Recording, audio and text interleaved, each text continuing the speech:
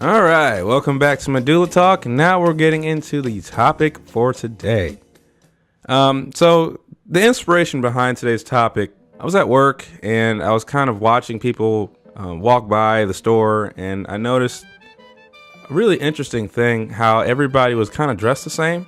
And I know it's summer, but like everybody had either on some apple bottom jeans or some type of like really short pants, and just really provocative in a way. And maybe I didn't notice it before, or maybe I was in a different state of mind before. I kind of wanted to dive into just the over sexualization of our culture, just because I feel like in today's era, it's kind of gotten kind of out of control. I mean, obviously women have been sexualized for a very long time, but I feel like there was a balance before.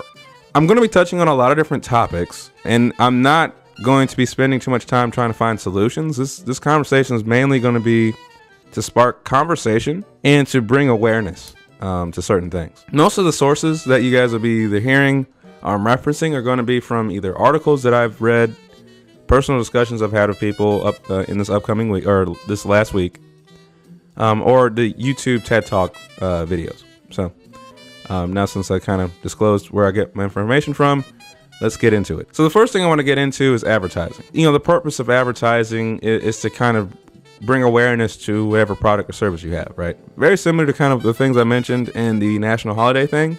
That's really what we're all vying for. It's for attention. Even when I advertise my show, I'm advertising, trying to get your attention. Like, hey, look at me, look at my show, right?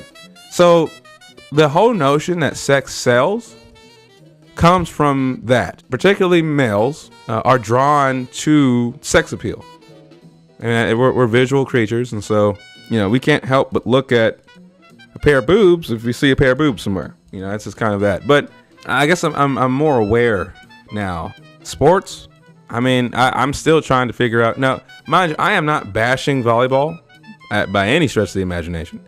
I'm a heterosexual male, but I do find it strange how spandex is considered appropriate sports attire.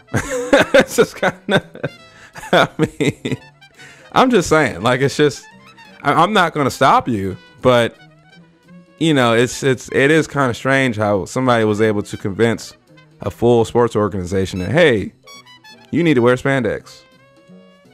It's like, okay. Tennis is another one, but it's in sports. Obviously, it's been in recent advertising. Colognes, perfumes, obviously anything Victoria's Secret does. Food now, especially places like Hooters. Comics. I mean, I'm a huge comic fan. But the vast majority of girl superheroes are either half naked or really crazy proportioned. And so it's like I always wondered, like, how does it work out how Wonder Woman for some reason is able to dodge bullets, and the bullets seem to always hit her wrists, like no other part of her body ever gets hit. It's only her wrists. The little small section that she has clothing on, which is the little metal wristbands that she has. Somehow they only go in that region. Like, no one's tried to like shoot her in her leg or something. It's weird how it worked out, but yeah. But she's just one example. I mean, obviously she's the most popular one, and she just recently had a movie. But they all are kind of drawn like that. And then you can go into anime. It's another venue where, they're pretty much drawn like that as well. You can go into music nowadays. Music's interesting because song lyrics have definitely become way more provocative than they have ever been in the history of pop music. It might have started from early 2000s era.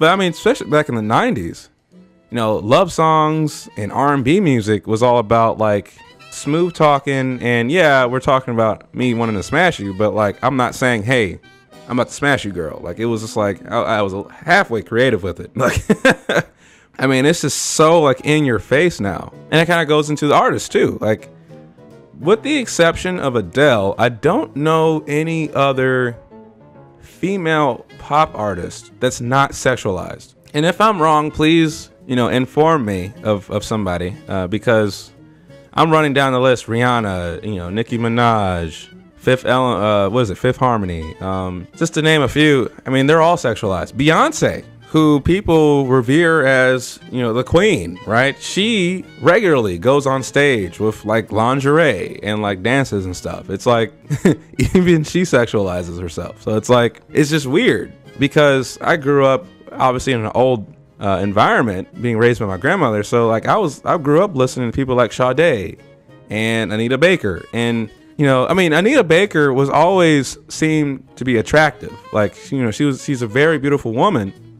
But I never saw Anita Baker walking around in lingerie. Like, she always had clothes on, but you never mistook her sexuality. Like, she's a very attractive woman. And so it's like, it's kind of weird, I guess, how I don't really see that type of balance. Because obviously the 80s and 90s, you had people who primarily were showing off their sex appeal, but there was a balance there.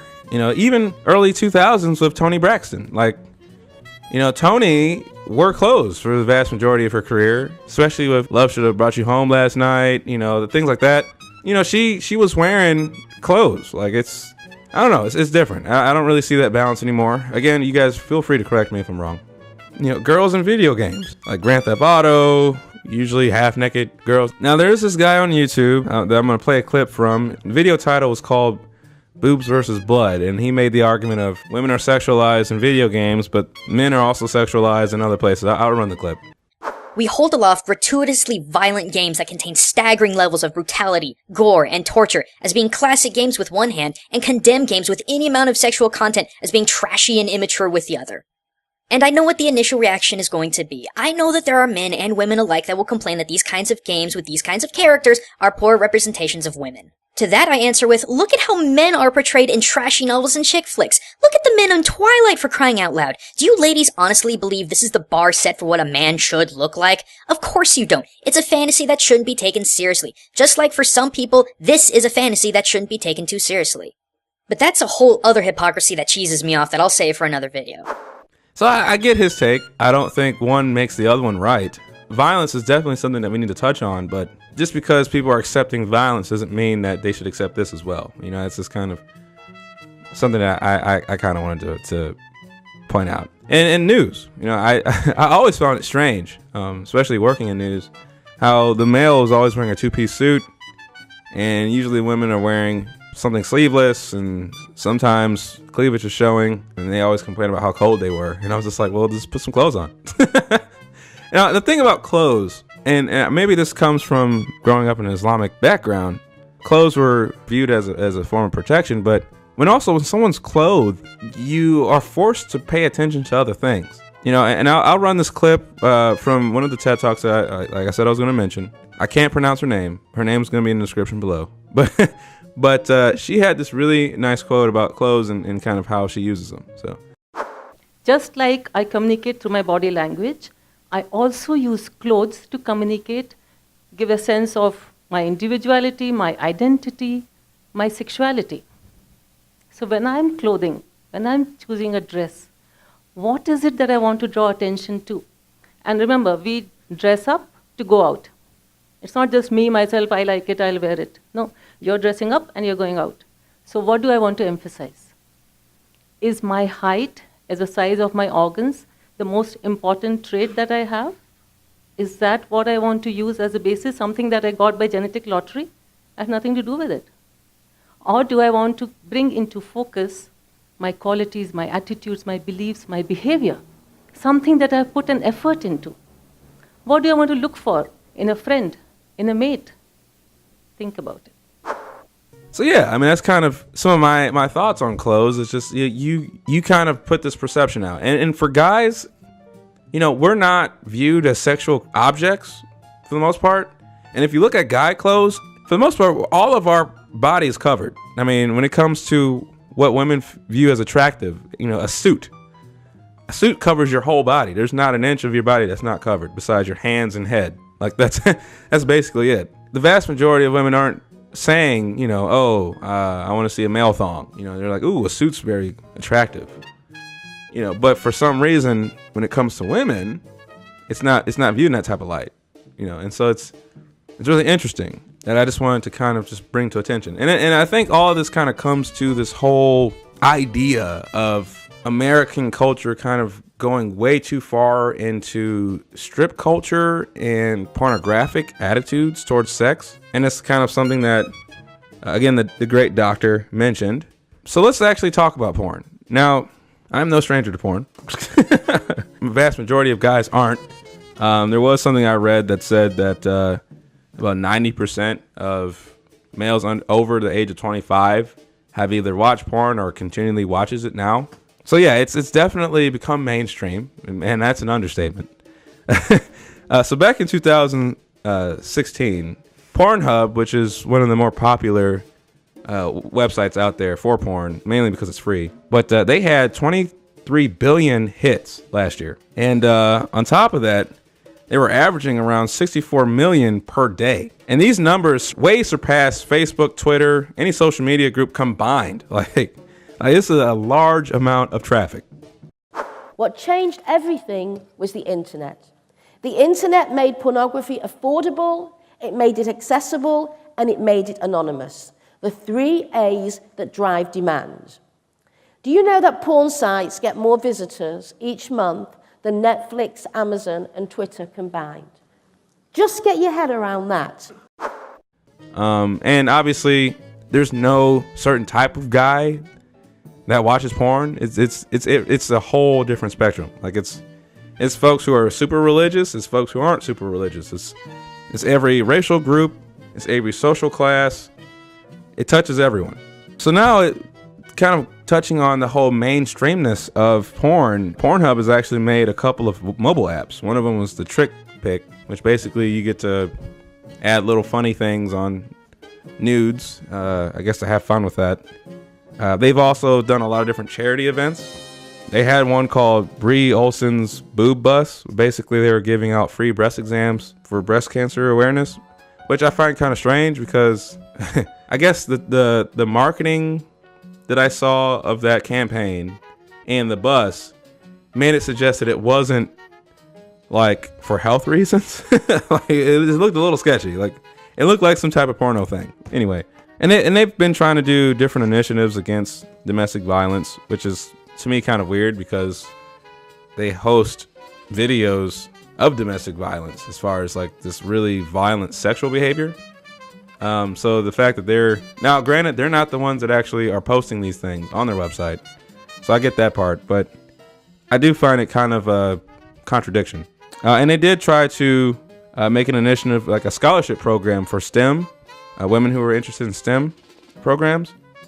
But again, the vast majority of the women who are in these videos, like no one's really asking them pertinent questions and really trying to get into their mind. Like there's like, hey, shut up and take this D. Like that's essentially what the relationship is with that. But what's really kind of frightening in a way is the fact that they're diving into virtual reality. And so there was a very preliminary project that they worked on called the Twerking Butt, which was a partnership with Cyberskin toy makers. And I guess that's where the new direction of porn consumption is going to go into. It's going to go into this more virtual reality thing. We have a helmet and maybe a toy, and completely getting rid of the need to talk to women because now you have this almost life experience with this toy. So that's kind of where we're going. That's the direction that we're going in. Yeah. And I dived into other aspects, right? So yeah, sure, I was looking at different things from different articles. But if you go on YouTube and just type in Pornhub, I mean, there's billions and billions of videos of this type of material. And there's obviously porn version of Comic-Con is like huge. And so there's a huge following there. It's spilled into, I kind of already mentioned music, but it's spilled into TV as well. I mean, Netflix shows, there's always sex scenes everywhere.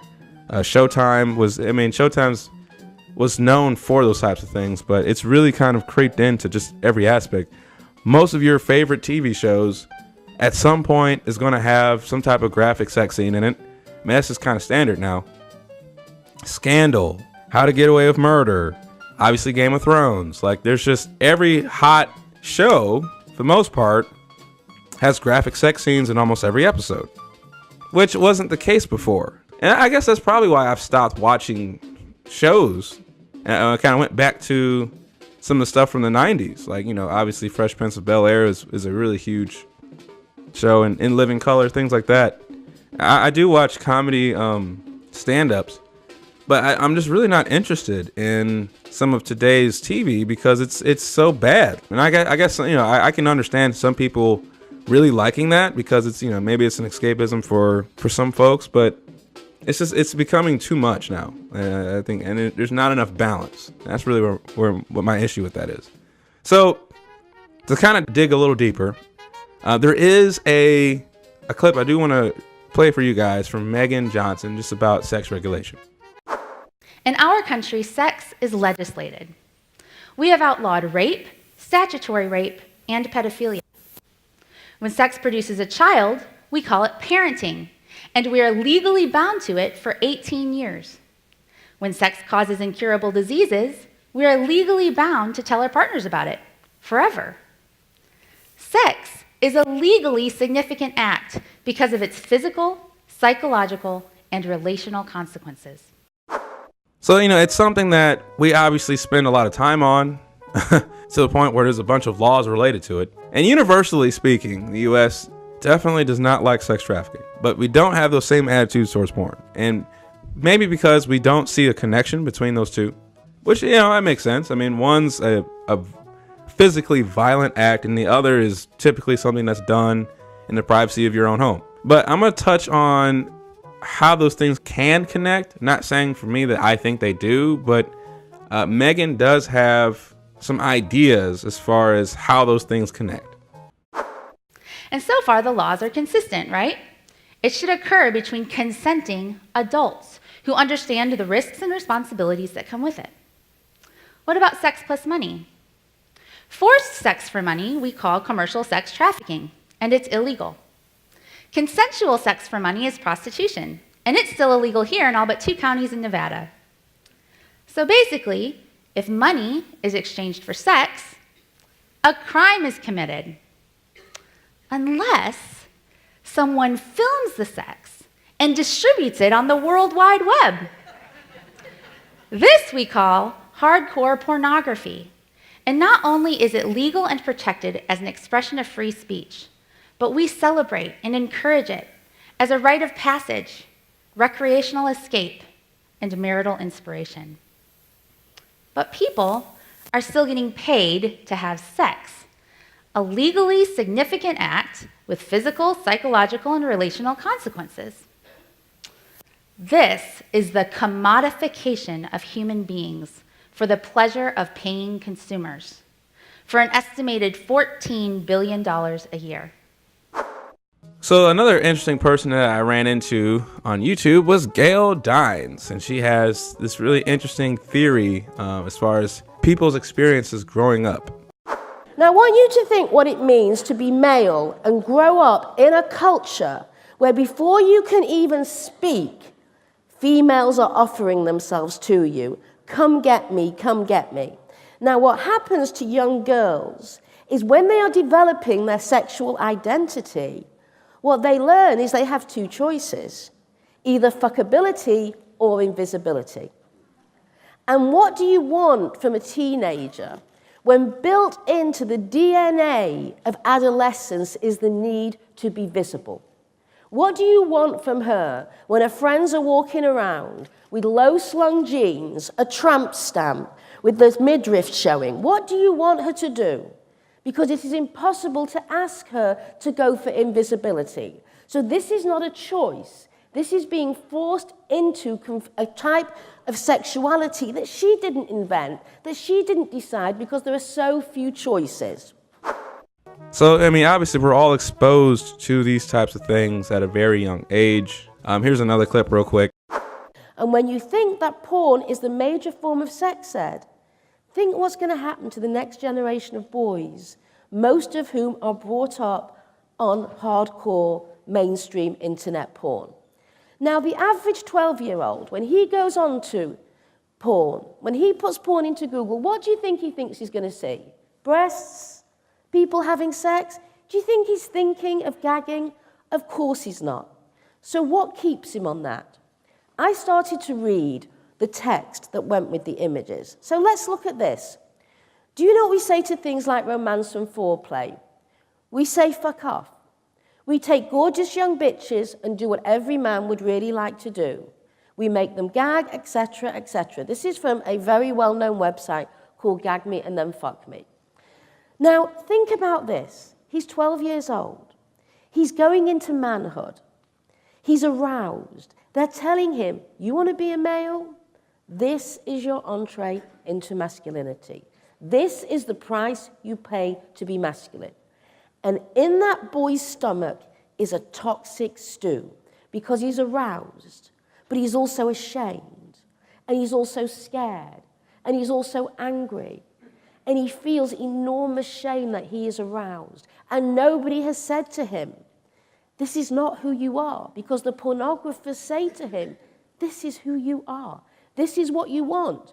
Because we take your gorgeous young bitches and we do what every man would really like to do. But you know what? That's not true. And I know that's not true. And another point I want to add is, you know, for folks who are heavily watching porn, you know, obviously every now and then an occasional is I guess is not as troubling. But for somebody who's heavily using it and you finally do interact with a real person, how are you treating that person?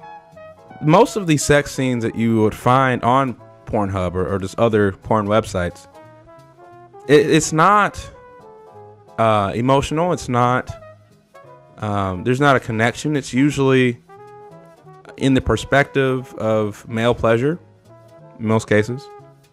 And it's almost very violent. You know, it's not, I wouldn't categorize that as real sex. And obviously they don't say it's real sex because we all know it's fake. The problem though is that when people try to translate that into real life, you know, that's where the real issue is. You know, sex shouldn't be a violent act. You know, it's not an act of aggression towards another person. It's something we got to think about. And I guess that's where the issue is for me. Not necessarily, like I said, I'm not hating on porn itself. But I do want to pose the question of when it starts trying to seep into real life, is that where the line should be drawn? Is at that point? Like, I imagine on the other end of that, how somebody ejaculating in your face is probably not the best thing in the world. Like, it's sticky. It might get in your eye. Like, what kind of enjoyment am I getting out of this? Like, that's not just, I can imagine it probably feels a little degrading. You know, now if it's something that accidentally happened, like I did, not to kind of get too graphic here, but you know, there are cases where, you know, somebody's, you know, doing something and all of a sudden it might accidentally get over there. But to intentionally do it is kind of interesting.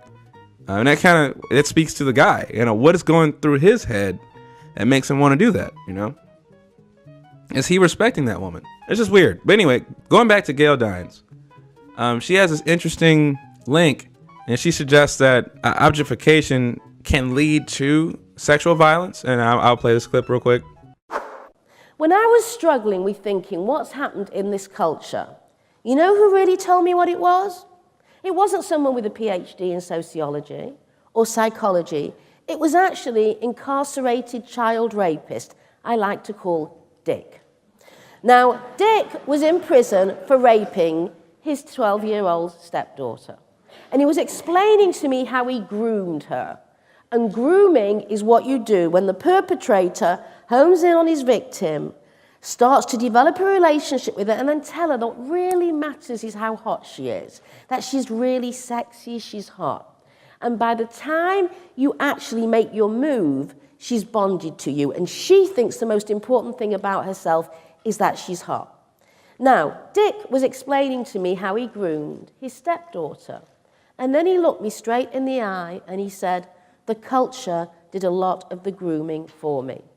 And I have to tell you, I nearly fell off my chair because he was exactly right. The culture is mass perpetrating against our girls. It used to be that you needed an individual perpetrator to perpetrate against an individual girl. Not anymore. And I really want to take something from that, because she said, you know, that the ads and the porn, that really is not the problem. It's just the normalization of these behaviors and attitudes is really the problem. And I agree with that wholeheartedly. Like, again, I don't think these materials are inherently bad themselves, but if somebody's continually watching, gag videos or things like that, obviously you become desensitized to that type of stuff, right? And then kind of going back to the clip or from earlier, you might start asking to do those things because you're deriving some type of a connection to pleasure with those things. Another one of Megan Johnson's points was the fact that, if you're participating in porn consumption, that you're also involved with sex trade and sex trafficking. And what she means by that is you yourself aren't involved, but you're contributing to the demand. And for some individuals who are heavy users, they might try to search out those things with somebody who's willing to do it. The vast majority of folks are not into those types of things. You do have people who are, but not everybody wants to be abused. And the only person that, you could really force your will over is somebody you're paying. So that's the connection that she's trying to make. Is that right, wrong? I'm not going to make that call. But I do want to pose a question to you guys and make you think about it. Sex has never been more accessible to us. I mean, how awesome is that? Historically, you could hope to have sex maybe once or twice a week, but all of a sudden with the 21st century and the internet, we can have sexual experiences 24 hours a day, 7 days a week, 365 days a year. Awesome, right? But on top of that, there's another aspect to this, and that is young males, older men, who are overexposed to pornography, that they also are more likely to have regressive attitudes towards women. And it wasn't just limited to their views of women as sexual objects. It was also their attitudes towards the woman's role in society, whether or not she should be working outside the home, whether or not her sexuality should primarily define her. It's a form of hostile sexism where they see us as a threat. They don't see us as equals. And I thought, okay, great. Here we have this democratic society where we are building our society. We have built our society, and we're trying to advance our democratic society on a presumption of equality. And at the same time, we have this $100 billion industry that's saying that half our population doesn't belong to stand shoulder to shoulder with men in the workforce or in the classroom, in our economy, and that's a problem. So where do we go from here? And this is where, again, this whole purpose was just to spark conversation. And I really think we do need to stop and reflect on, where we're at as far as just culturally wise. And, the feminist movement is an interesting one because there's so many different people involved in the feminist movement, and they're all going in like different directions. And there's some folks kind of like Amber Rose for one, like the slut walk whole campaign thing, where she believes that women have the right to do whatever they want and wear whatever they want, which is fine. I completely agree with that. But you do have to accept all consequences of any action you have.